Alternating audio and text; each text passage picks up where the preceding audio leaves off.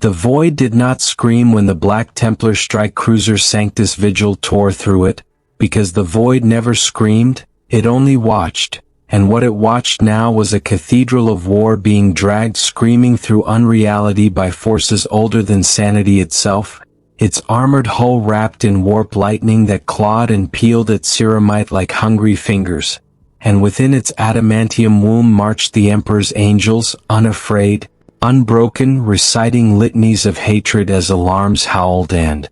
reality collapsed around them. Marshal Thain standing unmoved upon the command deck as gravity twisted and time fractured, his black armor etched with crusade scripture glowing faintly as if the words themselves burned with divine wrath, and when the warp finally spat them back into existence it did so violently, hurling the Sanctus Vigil like a meteor into an alien sky thick with color and impossible light, the ship screaming as it entered atmosphere, forests below igniting from friction alone,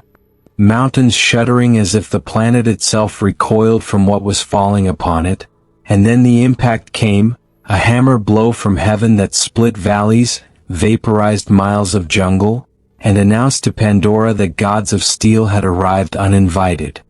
When the smoke cleared and the ground stopped screaming, the wreck of the strike cruiser lay embedded in the flesh of the world like a blade plunged to the hilt, its hull torn open, fires burning, servitors crushed. Yet from the ruin emerged giants, Black Templars clawing their way out through smoke and flame, bolters raised, chainswords growling to life, their presence alone causing the bioluminescent flora to recoil as if instinct itself recognized extinction. The jungle breathed around them, glowing, alive, vibrant, but Marshal Thain did not see beauty, he saw contamination, and when tech marines confirmed breathable air and unknown life signs surrounding the crash site, Thain did not hesitate. He ordered fortifications raised, firing lanes cut, and sensors deployed, because faith did not require understanding, only dominance. Night fell differently on Pandora, not with darkness but with illumination, the forest igniting in waves of living light as towering shapes moved silently between the trees, watching, measuring, and when the first Gnostic scouts observed the giants of metal from the branches above, their eyes wide with confusion and dread, they did not yet understand that history was repeating itself, that star demons had returned, and this time they had not come to be driven away. The first clash was brief and one-sided, a predator of Pandora erupting from the undergrowth only to be torn apart by mass reactive shells, its luminous blood splattering ancient roots that had never known war, and with every creature slain the jungle seemed to tense, as if the planet itself felt pain. Yet the Templars advanced deeper, methodical, relentless, recording data only to better exterminate, until the Gnostic struck, arrows flying with terrifying speed, obsidian tips cracking against ceramite, one finding a joint seal, drawing first blood, and in that instant restraint died, for sword brother Revas moved faster than thought, shattering arrows mid-flight, returning fire that exploded blue bodies in midair, and the forest erupted into violence as Gnostics hunters swarmed from every direction, fighting not as beasts but as warriors defending something sacred. But faith met fanaticism and fanaticism crushed it, chainswords screaming as bodies were torn apart, flammers turning living defenders into burning silhouettes, bolters rewriting biology in thunderous punctuation. And when the last hunter fell screaming from the trees, Revas stood drenched in glowing gore, poisoned yet unbowed, dragging a still-living Gnostics back toward the crash site as proof. Marshal Thain listened as the alien spat hatred and called them demons, and Thain corrected him calmly before executing him without hesitation, because angels did not seek approval, and as the jungle watched in horrified silence, the Black Templars prepared not to survive, but to conquer, unaware that this was only the opening movement of a war that would drown Pandora in fire, blood, and the sound of bolters echoing like judgment itself. Dawn did not bring peace to Pandora, it brought Revelation, for as the first blade of alien sunlight cut through the canopy and glinted off scorched ceramite, the jungle revealed what the night had hidden, thousands of Nasik's warriors gathering at the edges of the forest, tribes once divided now unified by terror and rage, their bodies painted in colors of mourning and war, their bows strung, their spears tipped with venom and faith, while above them the sky darkened with wings as Ikran riders circled like living omens, and at the center of the Black Templar encampment Marshal Thain surveyed them all without emotion, because numbers had never frightened the Emperor's chosen. Heavy bolters were placed, autocannons fed from scavenged power cores, minefields stitched into the earth with clinical precision, and when the first Nasik's war horn sounded it was answered not with fear but with fire, the opening volley ripping the front ranks apart in incandescent explosions that turned warriors and mounts into clouds of glowing mist. Yet still they came, leaping over their dead, screaming defiance at gods they refused to kneel before, arrows streaking through the air in black storms, some embedding uselessly in ceramite, others detonating against power armor seals with bone-rattling force, and for a moment, just a moment, the battle felt balanced until the jungle itself moved. Massive hammerhead beasts charged from the undergrowth, living tanks driven forward by instinct older than memory, claws tearing through barricades, jaws snapping shut on razor wire, and when one of them crushed a Templar beneath its weight the surrounding Marines responded instantly, tearing it apart with synchronized fire, but more followed, dozens, then hundreds, while from above the Ikran descended in coordinated waves, riders hurling spears, firing arrows tipped with crystalline toxins that hissed on impact, and the sky became a battlefield of fire and falling bodies as bolter rounds detonated wings mid-flight, sending rider and beast plummeting together in screaming spirals. For the first time since planetfall, the Black Templars were forced to hold rather than advance, their formation tightening, their movements becoming brutally efficient, every shot measured, every swing fatal, because even angels could be drowned if the tide was deep enough. And then the ground shook, not from beasts, but from something else, something colossal descending through the canopy with a roar that silenced both armies, the Leonopteryx, the Toruk, a living god of Pandora, its wings eclipsing the sun, its cry echoing through marrow and soul alike, and upon its neck sat Toruk Makto, spear raised, eyes burning with a fury forged from centuries of survival and myth. The Nasiks fell to their knees at the sight of it, hope rekindled, faith reborn, while the Templars raised their weapons in silent calculation, because even gods were targets, and when the Toruk struck it did so with apocalyptic force, its talons tearing through barricades, its jaws closing around a brother sergeant and crushing ceramite like parchment, blood and metal bursting outward as the first confirmed Black Templar death struck the battlefield like a psychic shockwave, and for a heartbeat, the galaxy held its breath, then wrath answered. Marshal Thain advanced through the storm, power sword humming, his voice cutting through chaos with absolute command as bolters concentrated fire, shells detonating across the Toruk's flanks, scales shattering, wings tearing, while sword brother Revas leapt onto its back, chains word screaming as it bit into living bone, sparks and blood spraying as the beast thrashed and screamed, until finally it collapsed in an earthquake of dying flesh, crushing trees and bodies alike, its godhood ended in fire and steel, and Toruk Makto fell with it, thrown from the corpse, broken but defiant, rising to face Thain blade to blade in the aftermath of slaughter. Their duel was brief and inevitable, speed and desperation against centuries of perfected violence, and when Thain drove his combat knife through the alien skull with cold finality, the war broke, the Nasik's line collapsing as fear rippled outward, warriors fleeing into the forest in blind panic, faith shattered, God slain, and the Black Templars stood amid the carnage victorious. Yet Thain did not order pursuit, because annihilation required patience, and as the surviving Nasiks fled toward their villages believing the nightmare over, they did not know that 20 Black Templars had already moved ahead of them, silent, unseen, preparing a lesson far crueler than open war, while deep beneath Pandora's roots, something ancient stirred, awakened not by hope, but by desecration. The Gnostics ran not in formation but in instinctive terror, bodies streaking through the glowing undergrowth, lungs burning, hearts hammering, minds shattered by the death of their god-beast and the fall of Toruk Makto, believing with desperate certainty that distance and darkness would save them, that the jungle which had always protected them would close its arms once more, but the jungle did not answer because ahead of them, unseen and unannounced, the Emperor's angels were already waiting. The first village came into view beneath drifting ash and broken light, woven huts clinging to massive roots, fires already guttering from earlier bombardment, and for one fleeting heartbeat relief washed over the survivors as they staggered into the clearing, collapsing, clutching one another, whispering prayers to Iwa that went unanswered, and then the silence fell, not the peaceful silence of night, but the predatory absence of sound that comes before death, and from that silence bolters spoke.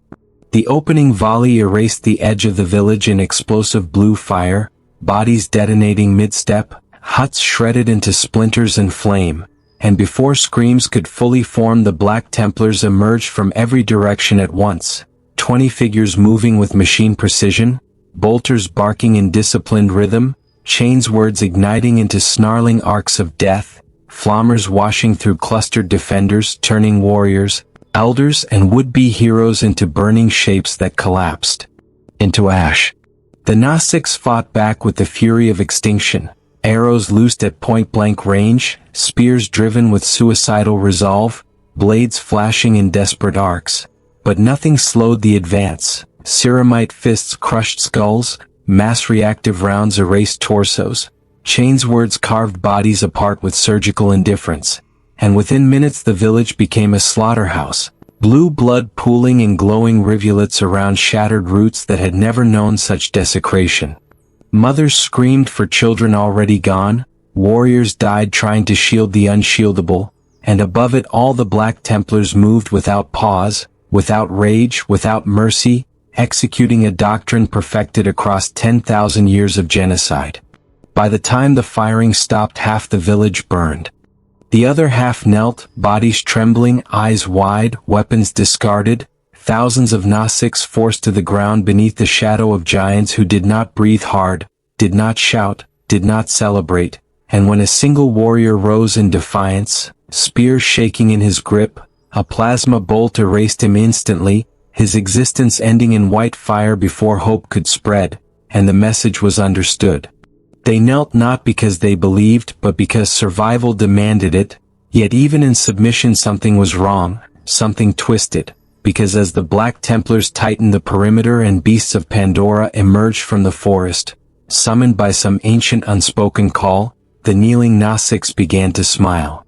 Not smiles of joy, not madness, but certainty, a shared understanding that the jungle had not abandoned them, that Iwa did not answer prayers with words but with teeth and claws, and when the first wave of wildlife struck, the night exploded into chaos once more, massive predators crashing into ceramite ranks, wings beating hurricane-force gusts, claws raking armor, jaws snapping shut on limbs, and for the first time the Templars felt resistance not born of fear or faith, but of an entire ecosystem turned weapon. Bolters roared, tearing beasts apart, flammers incinerated charging packs, chains words screamed as they met bone and sinew, and despite the overwhelming numbers the Templars advanced as one, a black wall of death carving a path through nature itself, disciplined, unstoppable, killing not with hatred but with purpose, until the jungle floor was layered with bodies of every size and shape, and the Gnostics watched in dawning horror as even their planet failed them, as even Pandora's wrath broke against ceramite and doctrine. Hours passed in fire and blood, and when the last beast fell and the forest fell silent once more, the Black Templars still stood, armor coated in ash and gore, weapons hot, formation intact, and Brother Sergeant Cal reported success with calm finality, unaware of the chill creeping through his spine as he sensed that something deeper had been awakened. Gunships descended soon after, engines screaming through the canopy, delivering reinforcements, and Marshal Thain himself, who surveyed the kneeling captives and the dead jungle without satisfaction, because conquest was not emotional, it was procedural, and when he ordered the captives chained and marched, when he spoke of sacred places and the heart of Gnostic's faith with cold certainty, terror spread faster than fire ever could, because the Gnostics realized then that this was not war, it was erasure, and that the angels of metal did not seek to rule Pandora, they intended to break its soul. The march to the heart of Pandora was not swift, nor was it merciful, for Marshal Thain intended every step to be felt, the chained Gnostics driven forward beneath towering trees whose bioluminescent glow dimmed as if recoiling from the procession of ceramite giants, their boots crushing sacred roots into the soil, bolters always raised, fingers never far from triggers, and with each mile the jungle seemed to grow quieter, its creatures retreating, its rhythm faltering as though the world itself sensed that something irreversible approached. Whispers spread through the captives as the terrain became familiar, as massive roots intertwined into natural bridges and the air thickened with spiritual resonance. And when the Tree of Souls finally came into view, towering and radiant against the alien dawn, glowing tendrils pulsing with the memories of generations, the Gnostics broke, collapsing to their knees, sobbing openly, voices cracking as prayers poured from them in a final desperate plea to Iwa, while the Black Templars watched in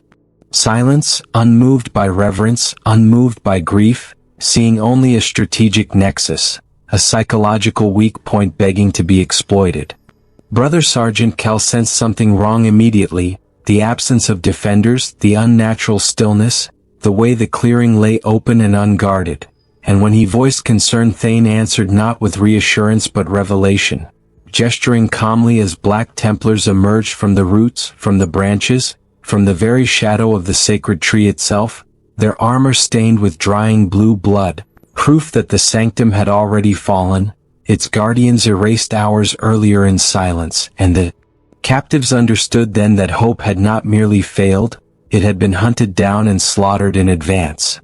Thain stepped forward, framed against the glowing trunk, not in awe but in appraisal, and when he spoke it was not with rage but with certainty, explaining that the Imperium did not stumble blindly into conquest, that it learned, adapted, anticipated, and that their most sacred ground now lay under foreign dominion, his words cutting deeper than any blade as techmarines advanced, mechadendrites slithering like metal serpents, plasma cutters hissing as demolition charges were affixed to ancient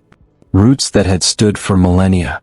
The Gnostics screamed then, chains rattling as they lunged forward only to be beaten back, voices breaking as they begged, pleaded, cursed, prayed, but the Black Templars did not answer, because gods did not negotiate with idols. And when Thain gave the order, the explosion tore the sky apart, a pillar of violent light ripping upward as the Tree of Souls convulsed, its luminous tendrils thrashing as if alive, spiritual energy screaming into the void, roots tearing free from the earth as branches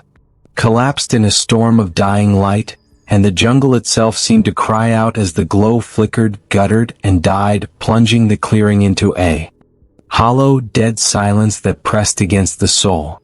The Gnostics collapsed in agony, not from wounds but from loss, their connection severed, their ancestors silenced, their faith annihilated in a single calculated moment, and Marshal Thain stood unmoved amid the ruin, declaring calmly that this was the price of defiance, that their gods had failed them, their jungle had failed them, and their world now belonged to the Emperor of mankind.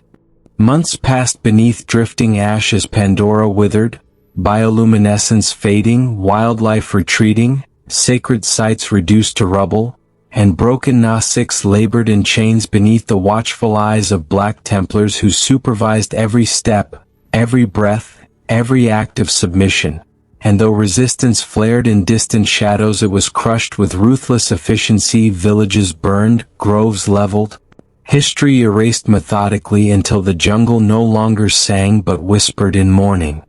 Yet beneath the surface of this imposed order something stirred, something ancient and wounded, for the destruction of the Tree of Souls had not only broken the Gnostics, it had scarred Pandora itself, and deep within the planet's living network, where memory and instinct intertwined beyond mortal comprehension, a response began to form, slow, vast and patient, because worlds like gods did not always die quietly, and even as Marshal Thain declared victory, the night grew heavier, the air thick, with an unspoken promise that annihilation invited consequences no crusade doctrine had ever truly prepared for. Victory settled over Pandora like ash, heavy and suffocating, not the clean finality Marshal Thain had known on dead worlds and broken hive cities, but something quieter, something that lingered, for even as Black Templars stood watch over shattered villages and enslaved survivors, even as supply lines were established and Vox relays crackled with reports of compliance, the jungle did not sleep, it watched and it learned.